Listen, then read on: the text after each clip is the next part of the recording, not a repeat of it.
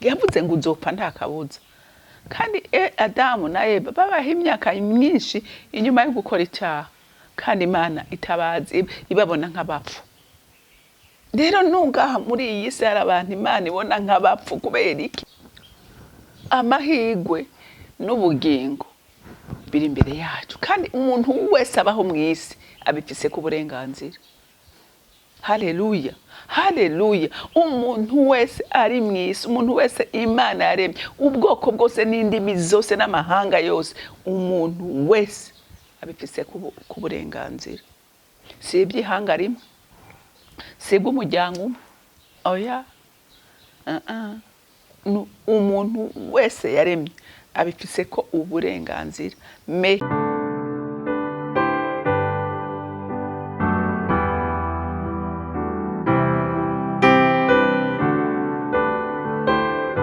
Bakunzi bahorikana TV, n'umunezero ntangere gusubira guhura namwe ngo tuganire ijambo ry'Imana.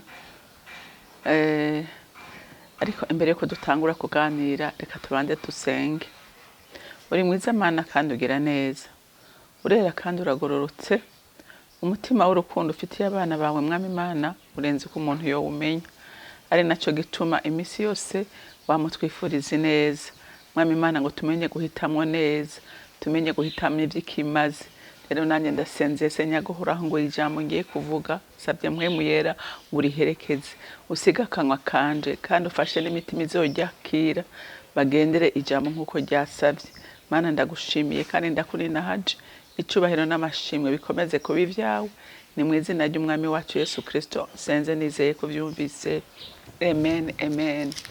Ijambo rero Imana yampaye kubaganiriza uyu munsi ni ijambo rivuga ngo twashizwe imbere inzira zibiri, nahacu kumenya guhitamwo inzira nziza. Haleluya.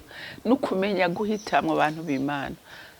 Burya ibintu byose n'abantu Imana yaremye, ubudasa yashize hagati yacu n'ibindi byose yaremye, nuko twebwe yaduhaye guhitamwo, yaduhaye ubwenge bwo guhitamwo.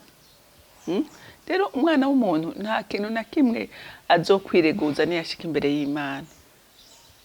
Yaguhaye ubwenge, yaguhaye guhitamwo, yaguhaye impemu, yaguhaye byose. Rero uzogwa mu mahonero nta na kimwe azokwireguza imbere y'Imana.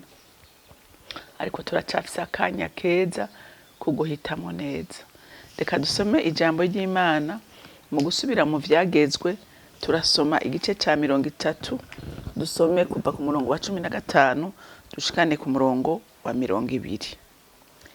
Guhitamwo ubugingo n'urupfu. Urumva harimo ubugingo n'urupfu. Rero niwagwa mu mahonero, niwapfa ugahera ukibagirana, bizoba vyakuvuyeko, ntazoba ari umugambi w'Imana. Eheraba uwo munsi ndabashize imbere ubugingo n'amahigwe, urupfu n'amagorwa. Kuko uwo munsi ndababariye gukunda Uhoraho Imana yanyu no kugendera mu nzira ziwe no kwitondera ibyagezwe byiwe n'amabwirizwa yiwe n'amategeko yashinze, kugira ngo mubone kubaho mugwire. Uhoraho Imana yanyu abahere umugisha mu gihugu mugiye kwinjira ngo mucegukire. Ariko imitima yanyu niyakevye mukanka kumvira, mukemera inyosha, mugasenga izindi mana mukazisaba, uwo munsi ndabamenyesha yuko mutazobura guhona, ntimuzomara igihe kinini mu gihugu mugiye kujabuka Yorodani ngo mucinjire mucegukire.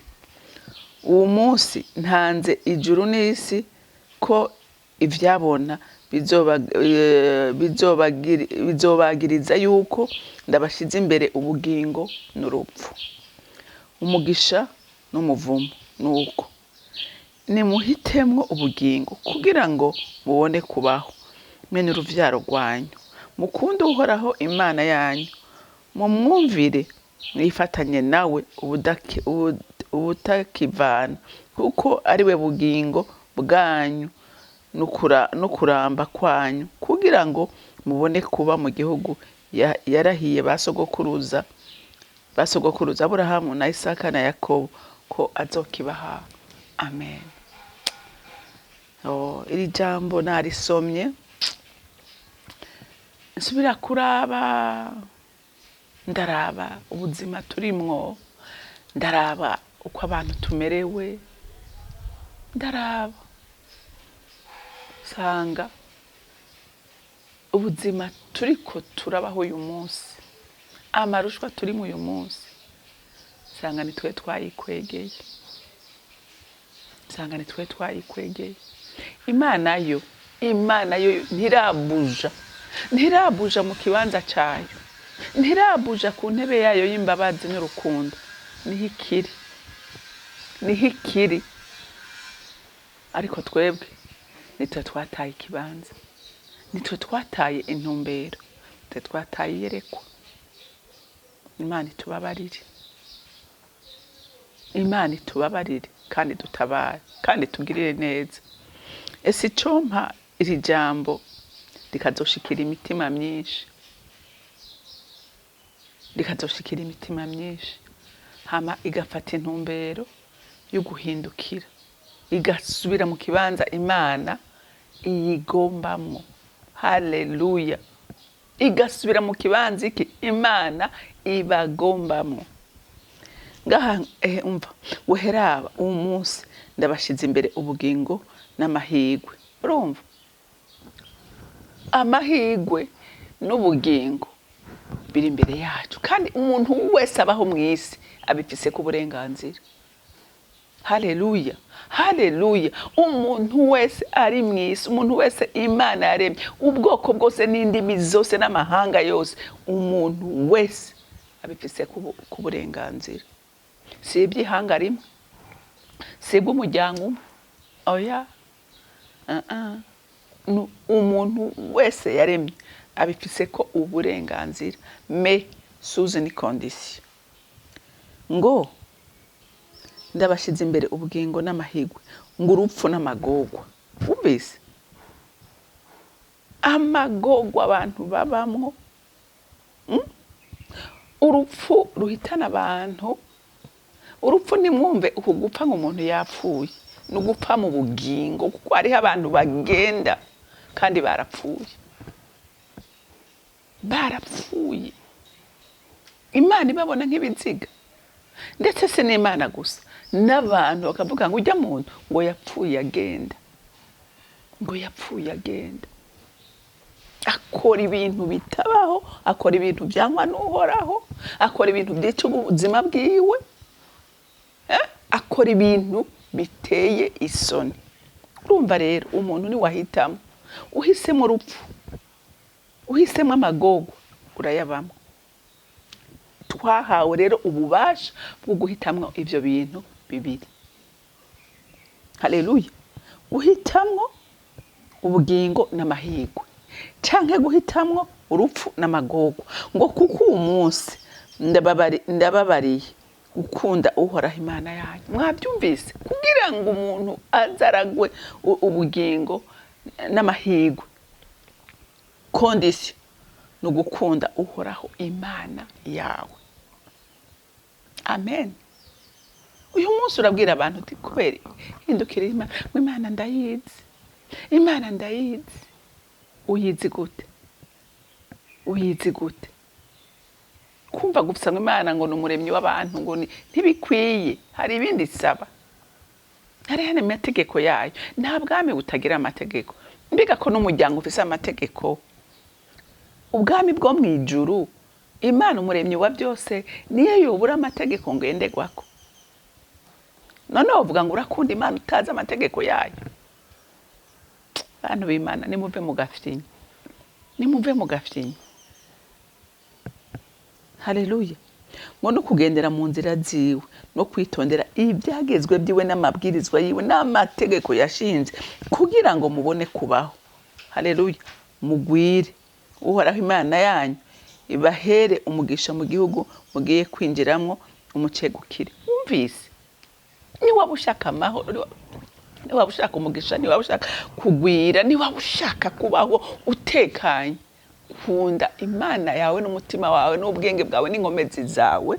haleluya, ugendere mu byagezwe by'ubyubahe, ubyitondere. Urumva ngo uhoraho Imana yanyu ngo no kugendera ngo mu nzira, no kugendera mu nzira ziwe no mabwirizwa yiwe n'amategeko yashinze kugira ngo mubone kubaho.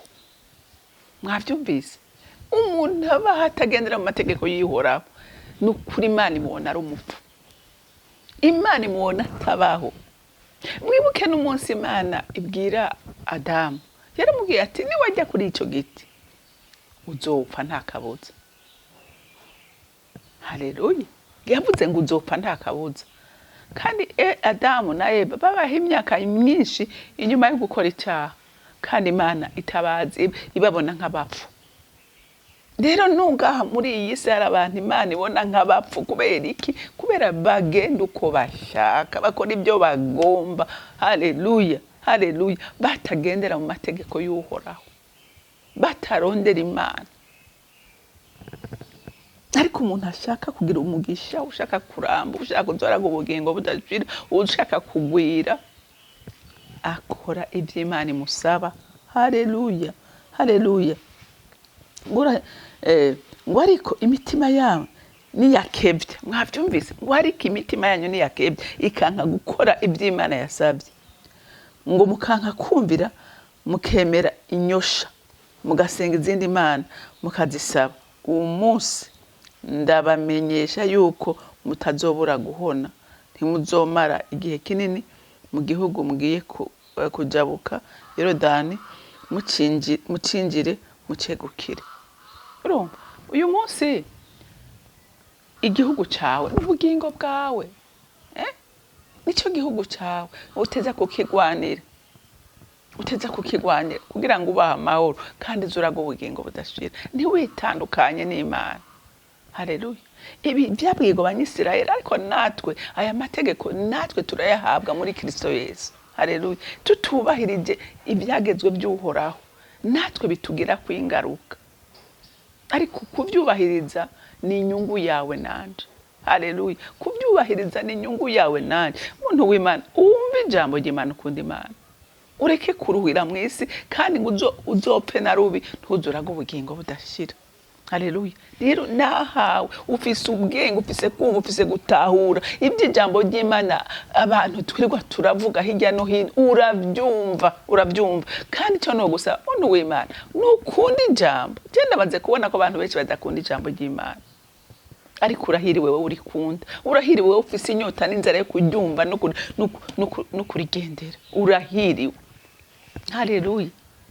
Ariko abandi amakuru y'ibintu bitagira ikimazi, yabasambanye, yabicanye, yabibye, yabakoze amaroregwa, abantu barayakurikira bakayasasagiza, bakayakwiragiza, ariko ijambo ry'ubugingo ugasanga abantu bashaka kuryumva.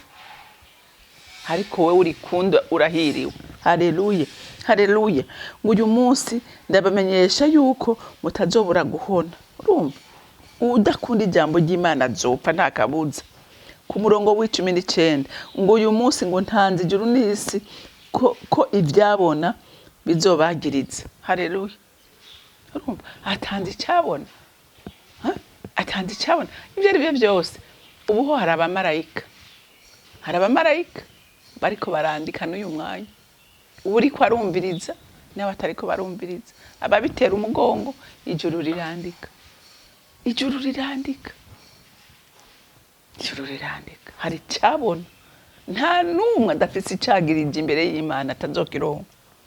Ati wa munsi kubabonye ubutumwa ntunabwumvirize, wa munsi ko nakayavuze, ni benshi babuvuga, ni benshi, ukabitera umugongo, hari icagirije. Haleluya. ngo bizobagiza ngo yuko ndabashyize imbere ubugingo n'urupfu, umugisha n'umuvumo. Urumva?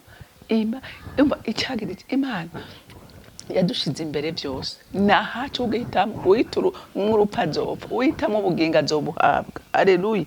Ngo nuko nimuhitemo ubugingo kugira ngo mubone kubaho mwe n'uruvyaro rwanyu. Urumva? Ni wahitamwe ibyiza uzovyigisha abana bawe, uruvyaro rwawe ruzogira umugisha, ruzogira amahirwe. Abantu b'Imana umwana yasengewe n'utasengewe si cyo kimwe. Uwasengewe hari uburinzi buba buri kuri we, kandi hari n'ihishurirwa abafise utasengewe atazi. none umuntu yomenya ikintu atawa kimwigishije. Haleluya, haleluya. Ngo mukunde uhoraho Imana yanyu, mumwumvire, mwifatanye nawe ubutakivana. Oh, haleluya. Bantu b'Imana, nimwifatanye n'uhoraho. Nukuri haraho uraba ibintu, karaba amagugo abantu bafise n'amarushwa, nukuri kumva ati iyo umenye amaso yabahishijwe ibyiza, amaso yabahishijwe y'umugishuri, iyo amahoro urabihishijwe. Ariko Mana nyene imbabazi ndayisaba ngo iguhamura amaso kandi gutabare, inyota n'inzara igwire muri wewe yukuronderana Imana umwete. Haleluya. Kukiravuga ngo nkunda bankunda kandi abandonderana umwete barambona. Haleluya, haleluya.